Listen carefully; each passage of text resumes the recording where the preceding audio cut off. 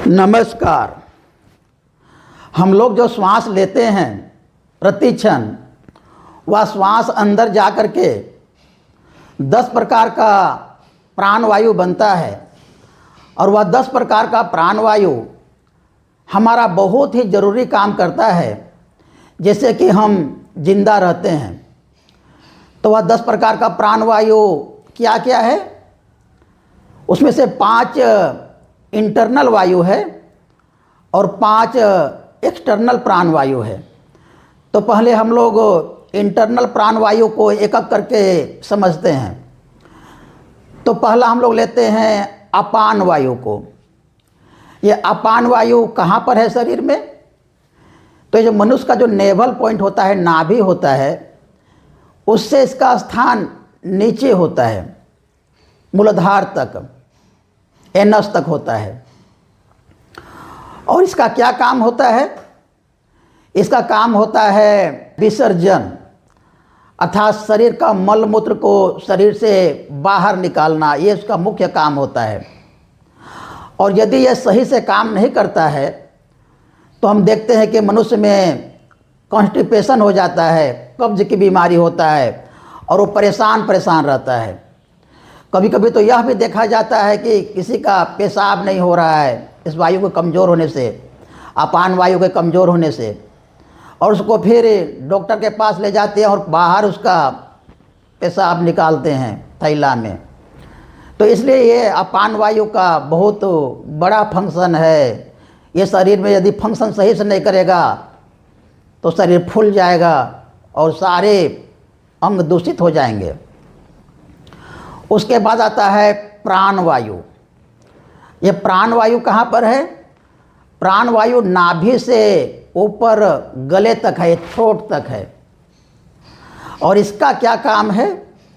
इसका मुख्य काम है हृदय की धड़कन, लंग्स का फंक्शन और श्वास प्रश्वास, इसका मुख्य काम है। और शरीर में वाइटल एनर्जी का सब जगह संतुलित रूप से प्रवाह करना, भेजना, इसका काम है।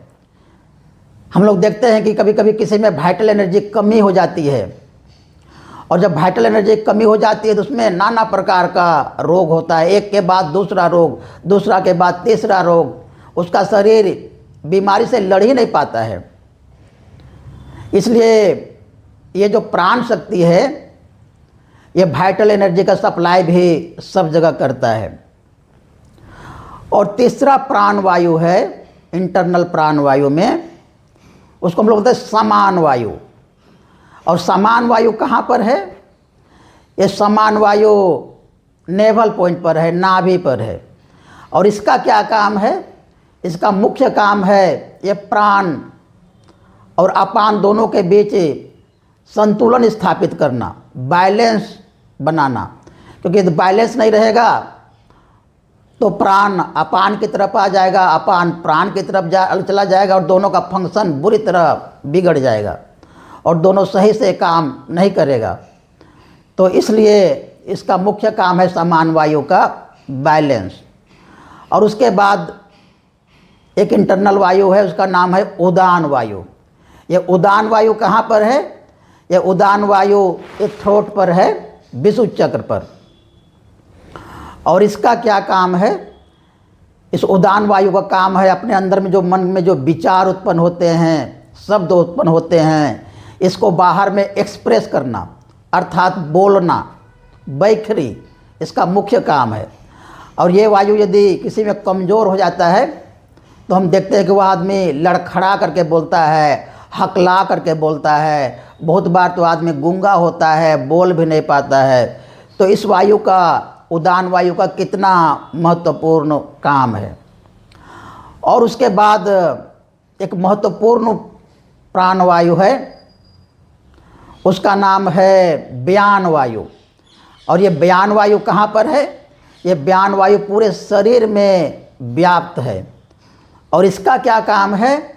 इसका काम है पूरे शरीर में ब्लड सप्लाई करना, और भी जो ज़रूरी हार्मोन्स है उस हार्मोन्स को भी शरीर को विभिन्न अंगों तक पहुंचाना और शरीर के विभिन्न अंगों को सुचारू रूप से चलाना इस बयान वायु का काम है। तो इस प्रकार हम लोग देखते हैं कि ये 5 इंटरनल प्राण वायु, प्राण, अपान, समान, उदान, बयान। इसके बाद हम लोग आते हैं 5 एक्सटर्नल वायु पर। तो उसमें सबसे पहले है नाग। नाग, नाग का मतलब क्या होता है? एक्सपांशन। जैसे हम लोग नाग सांप देखते हैं, कोबरा देखते हैं, किस प्रकार अपना फन को फैलाता है और खड़ा होता है, एक्सपांड करता है। तो इसलिए बॉडी को भी एक्सपांशन की ज़रूरत पड़ती है। किस प्रकार से? जिस प्रकार मान लो हम लोग चलते हैं तो चलने में भी पैर सिकुड़ता है, फिर फैलता है, फिर सिकुड़ता है, फिर फैलता है, फिर हम आसानी से चल पाते हैं। यदि इस प्रकार की क्रिया नहीं होगी तो ना हमारा हाथ का मूवमेंट होगा, ना पैर का मूवमेंट होगा, तो हम सीधा ही रहेगा। हम लोग बहुत लोगों को देखते हैं कि वृद्धावस्था में शरीर बिल्कुल अकड़ जाता है और उसका लचीलापन ख़त्म हो जाता है, तो बिल्कुल पैर मुड़ता नहीं है और एकदम सीधा सीधा वो लोग चलते हैं। आप लोग देखे होंगे रेसलर खली को, उसका पैर मुड़ता नहीं है, एकदम बिल्कुल सीधा सीधा ही वो चलता है। तो इस प्रकार से ये नाग वायु के सही से फंक्शन नहीं करने से इस प्रकार शरीर का जो लचीलापन है, शरीर का जो मुड़ना और एक्सपांसन करना है, वो नहीं होता है। दूसरा है कूर्म वायु। कूर्म वायु का क्या काम है? नाम से ही कूर्म का मतलब होता है संकोचन, कॉन्ट्रैक्शन। और इसका कितना ज़रूरी है? जब भी आदमी को ठंडी लगती है, देखते हैं तो एकदम सिकुड़ करके वो सोता है, एकदम पैर को मोड़ करके, हाथ को भी मोड़ करके, और कभी डर वगैरह लगता है उसको किसी चीज़ से तो भी पूरा वो सिकुड़ जाता है। तो इसका ये काम है सिकुड़ने का। और ये कहाँ पर रहता है?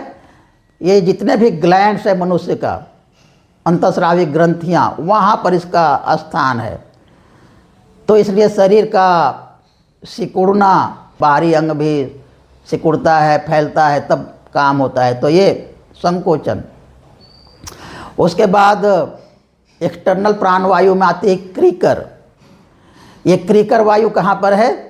क्रीकर वायु पूरे शरीर में व्याप्त है। और इसका क्या काम है? इसका काम है जम्हाई लेना। मनुष्य को जब आलस लगती है, निद्रा लगती है, तो जम्हाई लेता है, यावनिंग करता है, और उसकी नींद पूरी हो जाती है। नींद से उठता है तो अपना शरीर को खींचता है, फैलाता है। तो इस प्रकार से हवा के दबाव को शरीर में कम करना और ज़्यादा करना, एयर प्रेशर को, ये इस क्रीकर वायु का काम है। तो उसके बाद आती है देवदत्त वायु। ये देवदत्त वायु क्या करती है? देवदत्त वायु का मुख्य काम है भूख और प्यास ये अनुभूति कराना। यदि भूख और प्यास नहीं लगेगा तो आदमी किस प्रकार वो जिंदा रहेगा और किस प्रकार अपना काम करेगा। तो ये देवदत्त वायु की कमी हो जाने के कारण उसमें भूख प्यास की कमी देखी जाती है। तो ये देवदत्त वायु। और उसके बाद लास्ट में है धनंजय वायु, एक्सटर्नल वायु में। ये धनंजय वायु का क्या काम है? धनंजय वायु का काम है सुला देना, स्लीप, आदमी को निद्रा में ले जाना। तो ये धनंजय वायु का काम है। तो इस प्रकार हम लोग देखते हैं कि जो 10 प्राण वायु है, 5 इंटरनल और 5 एक्सटर्नल। एक्सटर्नल में नाग, कूर्म, क्रीकर, देवदत्त, धनंजय। तो ये 5 वायु को हम लोग समझ लिए, इंटरनल और एक्सटर्नल को। तो जब आदमी बूढ़ा हो जाता है या आदमी को कोई बीमारी हो जाती है, गंभीर बीमारी, या फिर कोई गंभीर दुर्घटना हो जाती है, तो क्या होता है? प्राण वायु सही से फंक्शन नहीं कर पाता है, ढंग से काम नहीं कर पाता है। और वो ढंग से काम नहीं कर पाता है तो फिर क्या होता है? उस समान वायु पर जा कर के आघात करता है, और समान वायु के साथ मिल कर के फिर वो अपान पर आघात करता है। और इससे क्या होता है कि अपान वायु और प्राण वायु दोनों अपना स्थान च्युत कर जाते हैं, स्थान से हट जाते हैं, और तीनों मिलकर के फिर उदान वायु पर आघात करते हैं, जो हमारा कंठ में है, वोकल कॉर्ड पर है। ये चारों वायु मिलकर के उदान वायु पर आघात करते हैं, प्रतिघात करते हैं, तो आदमी बोल भी नहीं पाता है, घर घर करके आवाज़ करता है, लड़खड़ा करके आवाज़ करता है। देखते हैं कि आदमी जब मरणासन पर रहता है तो ढंग से बात भी नहीं करता है, उसका आवाज़ घर घर आता है। और उसके बाद फिर ये चारों वायु मिल करके व्यान वायु के साथ मिल जाते हैं, और व्यान वायु के साथ मिलने के साथ फिर ये शरीर के साथ बाहर निकल जाता है ये पांचों वायु।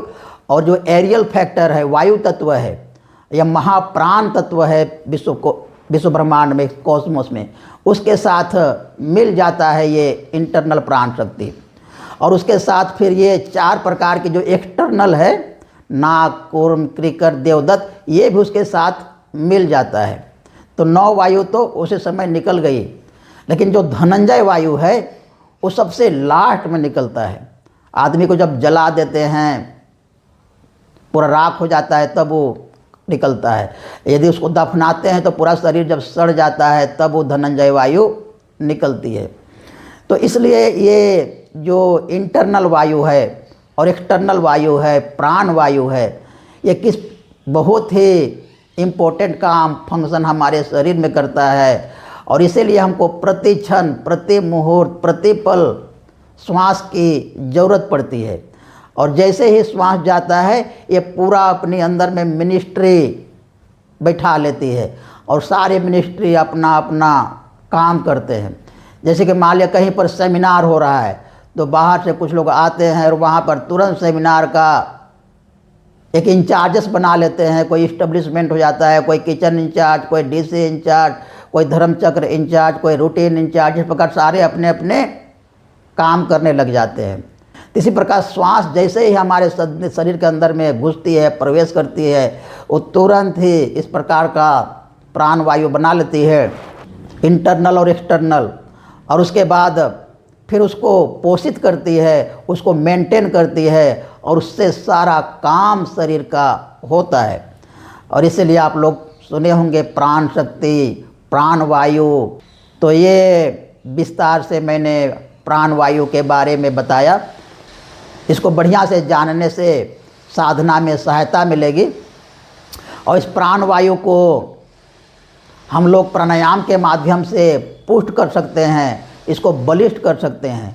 साधना, ध्यान और सात्विक भोजन से, आसन व्यायाम से इसको हम लोग और भी अच्छा कर सकते हैं, सुदृढ़ कर सकते हैं अपने प्राण वायु को। और जिससे हमारा शरीर निरोग रहेगा, स्वस्थ रहेगा, और हम अपना जो रोज़मर्रा के जो काम है उसको आसानी से कर सकते हैं, समाज का सेवा भी कर सकते हैं, और आध्यात्मिक रास्ता पर भी आराम से, आसानी से चल सकते हैं, और दूसरों को भी सत्पथ का निर्देशन कर सकते हैं। नमस्कार।